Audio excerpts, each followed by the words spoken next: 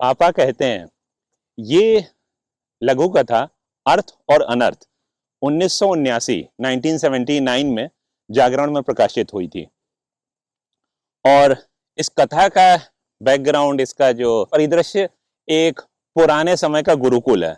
गुरुकुल कुछ इस तरीके की झोपड़ियां होती थी, पुराने आश्रम होते थे और ब्रह्मचर्य आश्रम, जिस समय विद्यार्थी भिक्षाटन करते थे और गुरुजी के पास सत्संग करके उनकी प्रवचन सुनते थे और ज्ञान अर्जित करते थे। एक गुरुकुल का दृश्य है। गुरुजी हैं, उनके शिष्य हैं और गुरुजी शब्दों के अर्थ बता रहे हैं और अर्थ अनर्थ कैसे बदलते हैं ये इस कथा में आप जानिए।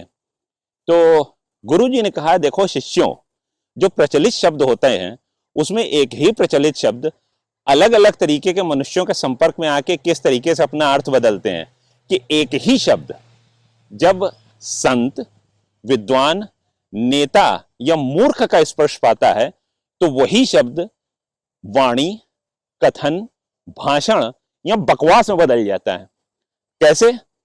अब देखिए, एक शब्द है केश, तो सर पे उगा है तो केश कहलाएगा।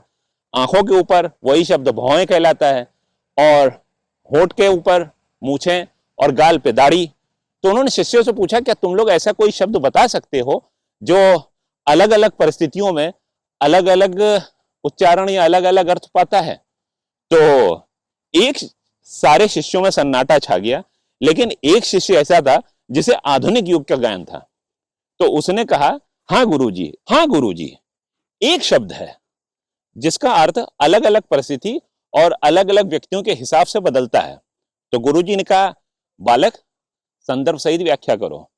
तो बालक क्या समझाता है? शब्द है पार्टी छोड़ना।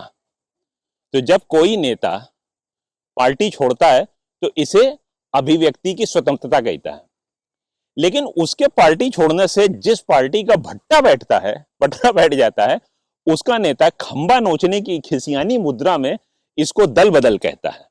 और गुरुजी जब कोई टंगड़ी मार नेता अपने छुड़वैयों के साथ लाभ की स्थिति देखता है कि इस समय पार्टी बदली जा सकती है, लाभ की स्थिति देखता है, तो उसको दल विभाजन कहता है।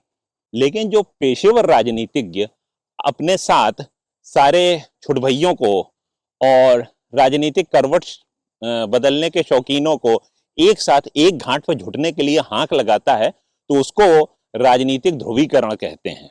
लेकिन गुरुजी इस पायदान के सबसे ऊपर बैठा होता है सिद्धस्थ राजनीतिज्ञ, जो किसी भी दल बदल को, किसी भी पार्टी बदलने को अंतिम नहीं मानता है। वो हमेशा ऐसे अवसर की तलाश में रहता है और अवसर पाते ही जब अपने पूरे समूह के साथ दल बदल की स्थिति को प्राप्त होने को होता है, तो इस आध्यात्मिक देश में वो इसे अंतरात्मा की आवाज की संज्ञा देता है और पार्टी छोड़ने या पार्टी बदलने या दल बदलू जैसे किसी भी यश अपयश की स्थिति से ऊपर उठ जाता है।